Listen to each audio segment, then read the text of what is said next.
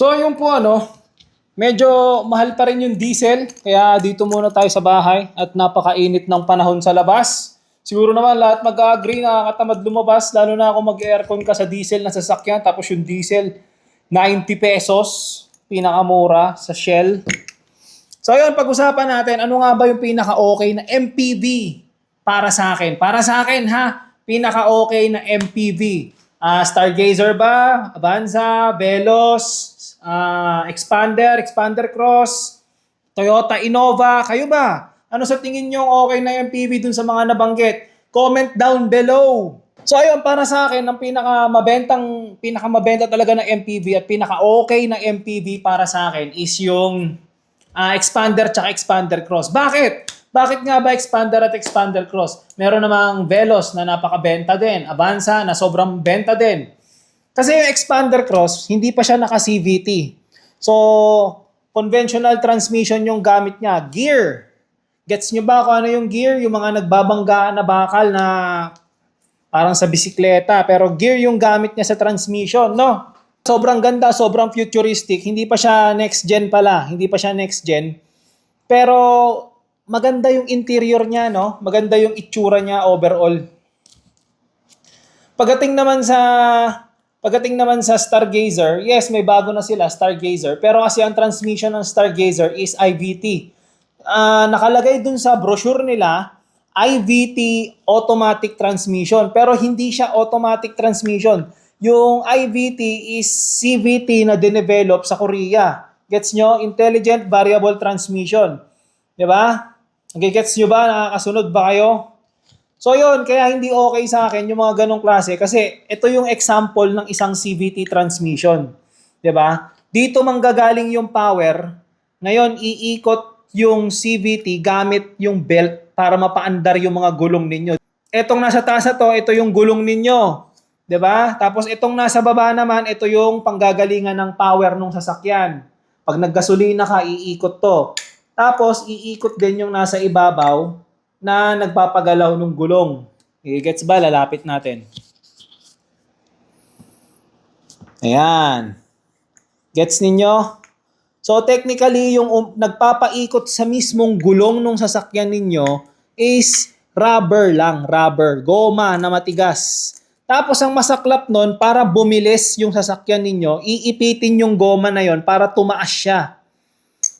Makikita nyo yan pagka nakakita kayo ng diagram sa mga YouTube shorts o kaya sa T-app, di ba? Makikita kayo ng diagram kung ano yung CVT at kung bakit ayaw ko yung CVT. Kasi talagang hindi siya okay para sa akin. Marami ako nabasa, marami ako napanood na hindi tumatagal yung CVT. Although okay siya hanggang 40,000 kilometers, no?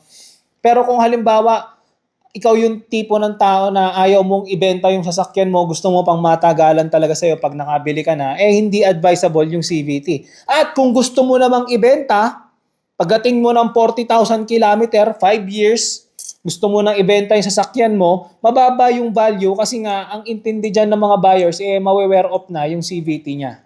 Gets? Naintindihan ba? So may mga nagbibigay dito, may mga nagko-comment sa channel ko na okay naman yung CVT, ganito naman daw, yung iba inaasar pa ako, inaaway pa ako. Well, okay lang naman, opinion nyo yan. Pero para sa akin, bilang channel ko to at ako masusunod dito, kung ayaw nyo naman sumunod sa advice ko, pwede naman Pwede naman kayong kumuha ng CVT. Well, pero para sa akin, yung mga baguhan dito na hindi naiintindihan kung ano yung CVT at kung ano yung mga possible na pagdaanan ninyo kapag CVT yung kinuha ninyo is, eto na, ini-inform ko kayo. 'Di ba? Kaya mas okay kung hindi CVT yung kukunin ninyo. So ano nga ba sa mga MPV yung hindi pa naka-CVT transmission? Ang Innova tsaka Expander Cross is hindi pa siya naka-CVT transmission. Automatic transmission siya, conventional. Kung ano yung gamit ng mga nakaraan na unit, 'di ba? Kung ano yung gamit ng 2016 na Vios, ng 2010 na Vios, yan, automatic transmission. Ganun yung gamit ng Expander tsaka Expander Cross. Pagdating naman sa Stargazer, IVT yung gamit, Intelligent Variable Transmission. Tapos ang ibig sabihin ng CVT is Continuous Variable Transmission. So yun, ganun lang kasimple, ha? Ang pagdating naman kay Toyota Veloz tsaka Toyota Avanza, naka-CVT transmission yon. Pero medyo may konting advantage si Toyota kasi ang CVT ni Toyota gawa ng meron siyang launch gear. So bali ganito yung transmission ni Toyota tapos may nakatabi dyan na Primera. Gets nyo? May nakatabi na Primera dito sa tabi nung transmission niya. So pagka naka full stop yung Toyota, Veloz, Avanza, Vios, ang unang aandar is yung launch gear niya, which is ayun yung pinakamabigat sa isang sasakyan, 'di ba? 'Di ba? Pagka nag-start kayo ng bike, pagpapadyak kayo, yung pinakaunang padyak yung pinakamabigat tapos padali na ng padali, 'di ba? Ganun din pagdating sa transmission.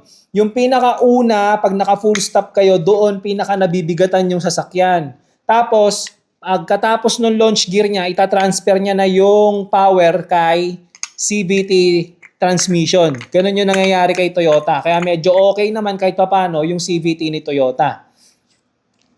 Pagdating naman kay Expander Cross, yun na nga, naka-traditional automatic transmission sila, pati si Innova. So, ma-advise ko talaga sa inyo, kumuha kayo ng Toyota Innova, Expander Cross, magkakapresyo lang naman sila. Merong Innova na lower trim na nasa 1.2, 1.3 lang siguro. Dikit na dikit sa Avanza at saka Veloz, pati na rin sa Expander at Stargazer. Kasi yung mga yan, naglalaro lang yan ng 1.2, 1.3. Ganun lang yung naglalaro yung price nila. Kaya bakit ka pa magtitiwala dun sa CVT transmission kung gusto mo ng 7-seater? Napakabigat ng mga 7-seater na sasakyan. The fact na kumuha ka ng 7-seater, ibig sabihin, merong possibility na mapuno mo yun ng tao. So halimbawa, ang Expander is, ang weight niya, 1.1 ton, yung bigat ng Expander. Tapos sasakyan mo ng 7 na tao, pagpalagay mo na lang na 70 kilos yun sa isang 70. So 490 kilos, 'di ba? So aabot na kayo ng 1.5 kilos, ganun kabigat. Ganun kabigat yung yung sasakyan tapos hihilahin ng goma. CVT na goma, hihilahin, 'di ba?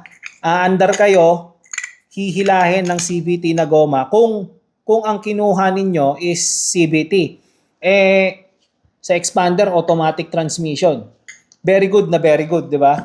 Kaya kung ako sa inyo, kung kukuha kayo ng MPV 7-seater, go na kayo sa Expander Cross o kaya Innova. Kung ang plano ninyo sedan, sa tingin ko tatagal naman kung Mirage, sedan, yung mga compact na sedan, okay naman siguro yung CVT kahit paano magtatagal siya. Pero kasi ini-start na nilang ilagay ngayon sa mga mabibigat na sasakyan katulad ng Mitsubishi Destinator, napakabigat ng Destinator. Ang Destinator tumitimbang ng 1.5 kilos, tapos naka CVT transmission.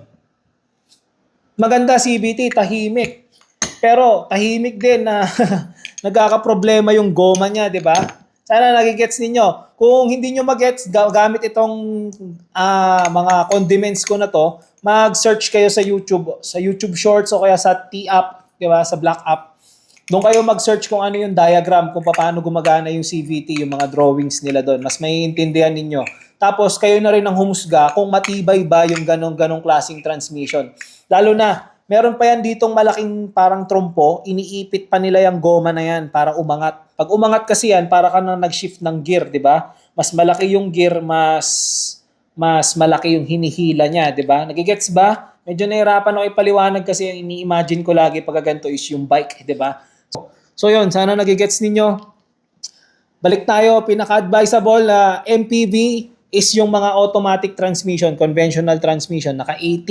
Huwag kayong magpapaloko dun sa Stargazer, sa brochure nila ang nakalagay, IVT AT transmission. So tinanong ko yung kausap kong ahente nung nakaraan doon, yes sir, automatic transmission pa rin yan. Automatic, pero CVT transmission.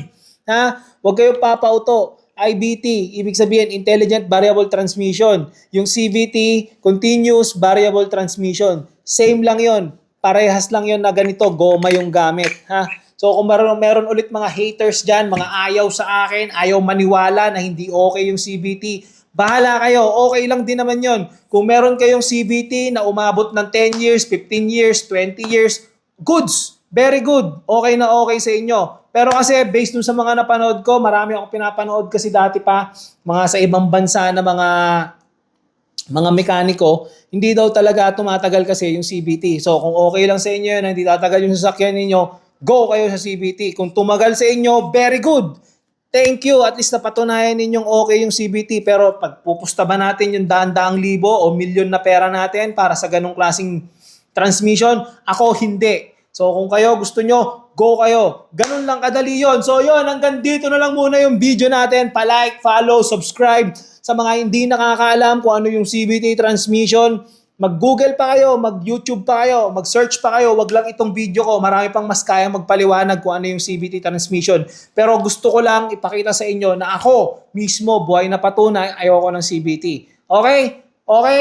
Gets ninyo? Like, follow, subscribe, share nyo sa mga tropa ninyo, share nyo sa lahat ng barkada ninyo may planong bumili ng sasakyan o kaya yung mga enthusiast tungkol sa sasakyan. Peace!